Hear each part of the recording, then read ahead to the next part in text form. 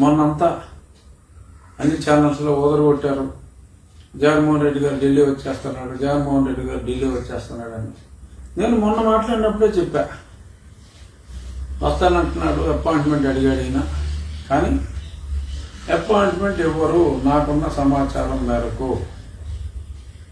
Not only they are busy, మరి 5వ తారీఖు కేసు వచ్చే సమయంలో మరి ఇప్పుడు ఇతనికి అపాయింట్మెంట్లు ఇవ్వటం ఇవేమి జరగని పనులు. గత అతనికి అపాయింట్మెంట్ వచ్చినాయి, కానీ ఇప్పుడు కష్టం, అపాయింట్మెంట్లు రావు అని చెప్పి అనుకున్నట్టే. ఇంకా రాలేదుగా, ఇంకా ఫిక్స్ కూడా కాలేదు. అది కాదనే నేను అనుకుంటున్నా. ఈ పార్లమెంట్ సమావేశాలు అయ్యేదాకా, ఆ తర్వాత అయినా ఇంక ఎన్నికలు కూడా వచ్చిన తర్వాత ఈయన టైం ఇవ్వటం అసలు మంచిది కాదు. సో కాబట్టి కంఠశోష ఏదో వచ్చి మరి వ్యక్తిగత బెనిఫిట్స్ కోసం మళ్ళీ ఏదో స్పెషల్ స్టాటస్ అది ఇది రైల్వే జోన్ అంటే గుర్తొచ్చింది. మరి మంత్రి గారు ఎవరు కూడా పత్రికా సమావేశంలో చెప్పారు, నాకు అంత ముందే కూడా చెప్పారు కలిసినప్పుడు. మేము రెడీగా ఉన్నాం, స్థలం ఇవ్వమన్నాం, ఆ స్థలం ఇవ్వట్లేదు కాబట్టి మేము వర్క్ స్టార్ట్ చేయలేకపోతున్నాం. ఆల్రెడీ మాకున్న రైల్వే ఆ స్టేషన్ పరిసర ప్రాంతాల్లో మాకున్న ఆ ప్రాంతం సరిపోదు కాబట్టి వేరే చోట మేము స్థలం అడగడం జరిగింది. They were not at all interested to give the land. ఆ స్థలం ఎప్పుడు ఇస్తే అప్పుడు మేము పని మొదలు పెట్టగలవారు అని చెప్పి ఆయన వాళ్ళ మీడియా ముఖంగా కూడా చెప్పారు. సో దీన్ని బట్టి మీరు ఆలోచించండి, మన రాష్ట్రానికి ఈ వ్యక్తి వల్ల జరిగిన డ్యామేజ్ అంతా. ఊరికే పైకి విభజన సమస్యల కోసం వచ్చాం, రైల్వే జోన్ కోసం వచ్చాం, అంత క్లియర్గా మంత్రి గారు చెప్పిన తర్వాత ఇవాళ కదా మరి ఒక 10,150 ఎకరాలు ఒకరికి, 10,050 ఎకరాలు ఒకరికి, అంటే 20,000 చిల్లర ఎకరాలు 2 కంపెనీలకి మరి అలాట్ చేశారు.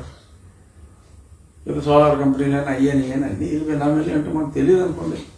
బట్ అన్నేసి వేల ఎకరాలు ఇచ్చేస్తూ ఆ రైల్వే జోన్ పెట్టడం కోసం 53 ఎకరాలు అవుతారు అంతే. 53 ఎకరాలు, 20,000 ఎకరాలు ఇచ్చారు. 53 ఎకరాలు ఇవ్వలేదు జగన్మోహన్ రెడ్డి గారు.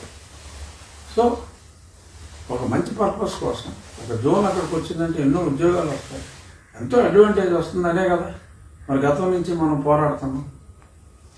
50,000 ఎకరాలు తినేసారు కదా బాబు విశాఖపట్నంలో మీ పాలిగారు అందరూ కలిసి. 53 ఎకరాలు ఇవ్వలేరా? సో అదేమన్నా కొండలు పగలు కొట్టి ఋషికొండలు ఉండగా చేసి ఇమ్మన్నారా? కాదే, ఏదో కొంచెం మొదటిసారిలో ఆ ప్రాంతంలో అడిగారు, ఈజీగా ఇవ్వచ్చు. సరే కొత్త ప్రభుత్వం వచ్చాక మేము ఇస్తాం అనుకోండి, అది వేరే విషయం. కానీ అంటే చిత్తశుద్ధి లేని శివ పూజలు ఏలయా జగన్మోహన్ అని చెప్పి అడగాలనిపిస్తుంది. సో ఇక్కడికి వచ్చి మాట్లాడేది ఒకటి, చేసేది ఒకటి. సో రైల్వే జోన్ విషయంలో చూసాం, నిన్నే మరి క్యాబినెట్ క్లియర్ చేసింది 20,000 ఒక 200 ఎకరం 2 పరిశ్రమలకు ఇవ్వడానికి. ఇప్పుడు మంత్రి గారు 53 ఎకరాలు లేదన్నారు. దురదృష్టం, మాట్లాడేది ఒకటి, చేసేది ఒకటి. సో ఏది ఏమైనా ఆయనకి అపాయింట్మెంట్ రాకపోవటం అదృష్టం. మరి కాంగ్రెస్ పార్టీ ఆంధ్రప్రదేశ్ అధ్యక్షురాలు శ్రీమతి షర్మిల వారు కూడా ఇవాళ సాయంత్రం వస్తున్నట్టుగా మీడియాలో చూసాం. వాళ్ళు ఏదో అపాయింట్మెంట్ అడిగినట్టుగా కూడా చూసాం. బహుశా వారికి కూడా అపాయింట్మెంట్ వస్తుంది అని నేనైతే అనుకోవటం లేదు. కానీ సెక్యూరిటీ బహుశా విభజన సమస్యలు ముఖ్యమంత్రి మాట్లాడితేనే దిక్కు మొక్కు లేదు. సరే శ్రీమతి షర్మిల, వైఎస్ షర్మిల రెడ్డి వచ్చి మళ్ళీ విభజన సమస్యలు పరిష్కరించాలంటే సరే ముందు టైం దొరకదు. సో కాబట్టి ఏమడుగుతారన్నదే ఇంకా మనం దాని గురించి చర్చించుకోకల్లా. కానీ డెఫినెట్గా హోమ్ మినిస్టర్ గారిని ఇంతకుముందు మనం మాట్లాడుకున్నట్టు హోమ్ మినిస్టర్ గారిని కలిసి మరి సెక్యూరిటీ ప్రొవైడ్ చేయమని అడగవలసిన అవసరం ఉంది. ఇవాళ మార్నింగ్ పేపర్లో చూసా, షర్మిలకు ఉన్న సెక్యూరిటీని కూడా, కుటుంబ సభ్యురాలుగా ఉన్న సెక్యూరిటీని కూడా బాగా కుదించినట్టుగా అనిల్కైతే తీసేశారు ఆ మధ్యనే ముందే. ఈవిడికి శ్రీమతి వైఎస్ షర్మిలారెడ్డి ఇక్కడ అన్న ఆవిడకి మరి వెంటనే అలా అన్న వెంటనే మరి సెక్యూరిటీ పెంచండ్రా బాబు అని మేము అడుగుతూ ఉంటే ఉన్నదే తగ్గించేశారు జగన్మోహన్ రెడ్డి గారు. ఇది చాలా ఆశ్చర్యకరంగా అనిపిస్తుంది.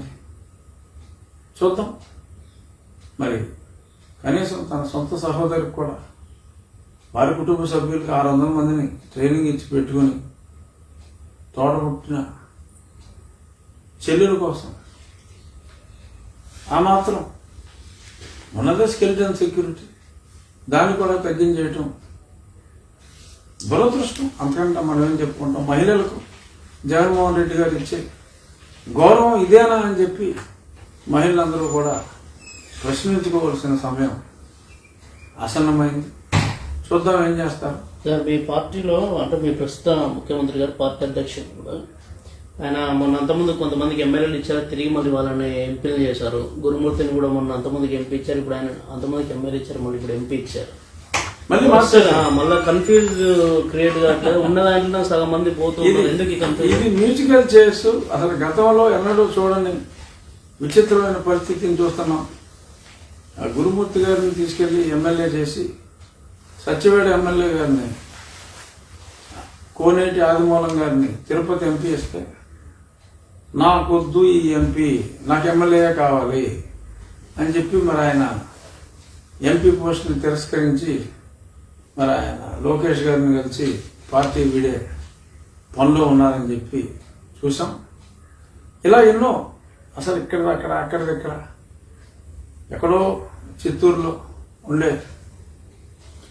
శివరెడ్డి గారిని తీసుకొచ్చి ఒంగోలులో వేశారు. ఆ పక్కన ఉన్న నెల్లూరు నుంచి తీసుకొచ్చి యువతల నరసరావుపేటలో వేశారు. నెల్లూరు పక్కనే వద్దు ఒంగోలు, చిత్తూరు పక్కనే వద్దు నెల్లూరు. అలా కాదు, ఎక్కడెక్కడ ఉన్నా తీసుకెళ్ళి ఎక్కడెక్కడ వేయటం, క్యాండిడేట్లు దొరకకపోవటం. మరి చూస్తే మరి నా దగ్గర కూడా ఇప్పుడు దాకా వాళ్ళ క్యాండిడేట్ దొరకలా. రోజుకో పేరు, ఒకరోజు గోకరాజు గంగరాజు గారు, ఇంకో రోజు గోకరాజు గంగరాజు గారు, రంగరాజు గారు, ఇంకో రోజు రంగరాజు గారు చిన్నాన్న. సరే, వారు ఒప్పుకోలేదు, నా బంధువులు కాదన్నారు. ఆ తర్వాత రంగనాథ్ రాదన్నారు, ప్రసాద్ రాదన్నారు, ఎవరు సాక్షి టీవీలో పనిచేసిన జర్నలిస్టు పేరు, ఒక లేడీ పేరు చెప్పారు, ఓ రాజమ్మాయి. ఇలా రకరకాలుగా నిన్నదో వెంప కాశీ అని చెప్పి, వెంప కాశీరాజు అని చెప్పి అతని పేరు వచ్చింది. ఏదో పెట్టుకుంటారు నాయన, అంతే తప్ప. సార్, మీ పేర్లు కూడా పెద్ద ఎత్తున వార్తలలో వచ్చాయి. వాళ్ళంతా కూడా 13 మంది ఎంపీలను డిసైడ్ చేశారు. అందులో మీరు మళ్ళీ నరసాపురం నుంచి ఈసారి తెలుగుదేశం పార్టీ నుంచి పోటీ చేస్తారని పెద్ద ఎత్తున అన్ని ఛానల్ నుంచి కూడా ఉదయం నుంచి, అంటే నేను రాత్రి నుంచి అంతా వార్తలు వస్తూ ఉన్నాయి. సోషల్ మీడియా కూడా ఆ పేర్లను కూడా చక్కర్లు కొడుతున్నాయి. అవును, 13 పేర్లు, 2 జనసేన, 11 ఇది. నేను ముందు నుంచి చెప్తున్నా, ఇప్పటి నుంచో జనసేన తెలుగుదేశం కలవక ముందు నుంచి జనసేన తెలుగుదేశం భారతీయ జనతా పార్టీ కూడా తప్పకుండా కలుస్తుంది అని చెప్పి, కూటమి అభ్యర్థిగా నేను ఉంటానని చెప్పి అట్లీస్ట్ 2 years నుంచి చెప్తున్నాను. కనీసం 2 సంవత్సరాల నుంచి నేను చెప్తున్నా.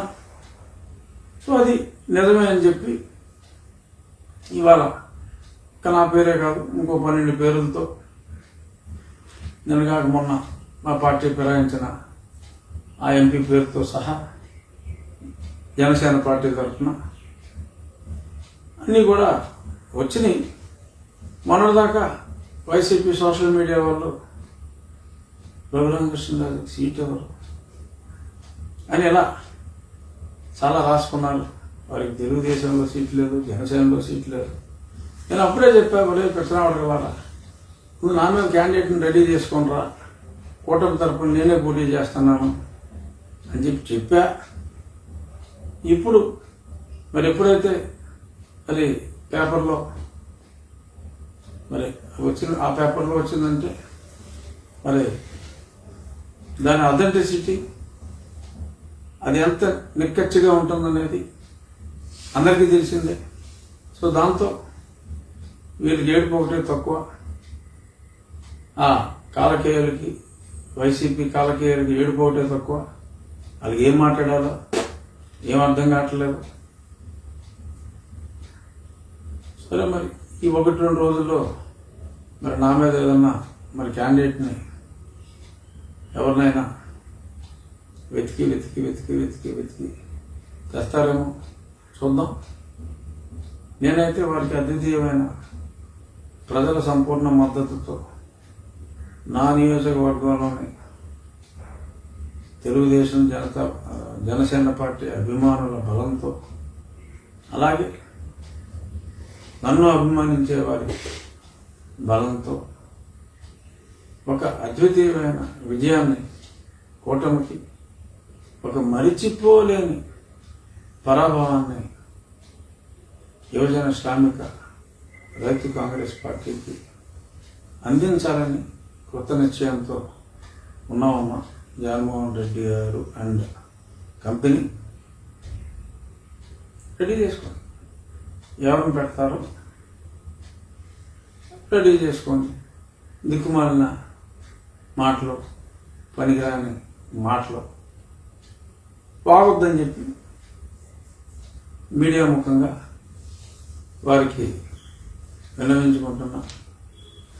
ఇక ఏమున్నాయి నన్ను అడగాల్సిన ప్రశ్నలు ఏమన్నాయి? జగన్ గారు మొన్నటి వరకు ఏమో ఢిల్లీ వస్తారన్నారు. ఇప్పుడు సడన్ గా ప్రయత్నాలు ఆగిపోయినాయి. 5వ తారీఖు ఏమో కేసు దగ్గర పడుతుంది అంటే వివాదాలను చుట్టుముడుతున్నట్ట. ఎక్కడ అపాయింట్మెంట్ లేదు, రేపు కూడా రాదు. 3-4 శని ఆదివారాలు, టైం ఎవరు 5వ తారీఖు కేసు వచ్చేస్తుంది, సునీత కేసు. సో మరి ఆ రోజు డెఫినెట్గా మరి హీరింగ్ తీసుకుని ఏం జరుగుతుందో చూడాలి. మరి వీళ్ళైతే ఏ జడ్జి గారి ఇంట్లో పెళ్ళైనా బ్యాండ్ మేళం వేసుకుని, బ్యాండ్ మేళం కాదు సారీ, తిరుపతి పూజారులను తీసుకుని వేమిరెడ్డి గారు, ధర్మారెడ్డి గారు పెళ్ళికి వెళ్ళొచ్చులే కానీ వేద పండితులు తీసుకుని వెళ్ళడం సార్ అసలు. అదేనండి, వేద పండితులు లేకపోతే వీళ్ళు రానివారు. అందుకని వేద పండితులు లేకపోతే వీళ్ళు రానివారు.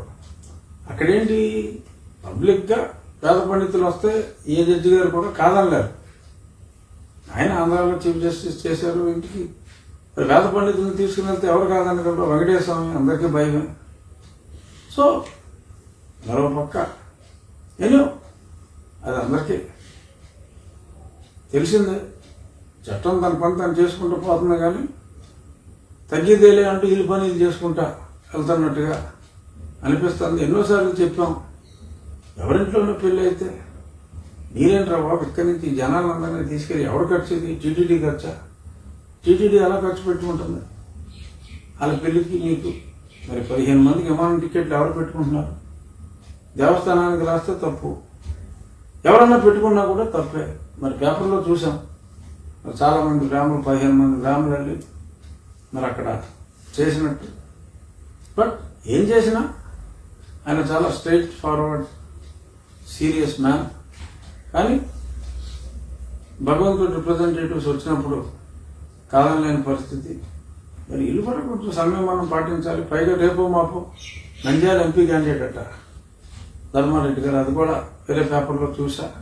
పేరు రాయకుండా టీటీడీలో ప్రముఖ అధికారి, నంద్యాల ఆయన నేటివ్, నంద్యాల పార్లమెంట్లోనే ఆయన విలేజ్ వస్తుంది. మరి ఆయన పోటీ చేస్తారని అంటున్నారు. మంచిది, ప్రజా జీవితంలోకి ఎడ్యుకేటెడ్ పీపుల్, ఎంత చట్టాలు న్యాయాలన్నీ తెలిసిన వాళ్ళు రావటం మంచిది. మరి చూద్దాం. ఎన్నికలంటే చాలా పెద్ద ప్రాసెస్. పోటీ చేయాలి, నెగ్గాలి, అధికారం ఒకటి. మరి ప్రజల నుంచి మరి వారి మన్ననలు పొందాలి అంటే ఇదివరకు ఉన్నంత గాలి ఉండదు కాబట్టి, యాంటీ గాలి కూడా ఉంటుంది కాబట్టి తెలియదు. ఆయన నేను స్నేహితులు. ఆల్ ది బెస్ట్ ధర్మారెడ్డి గారు. మీరు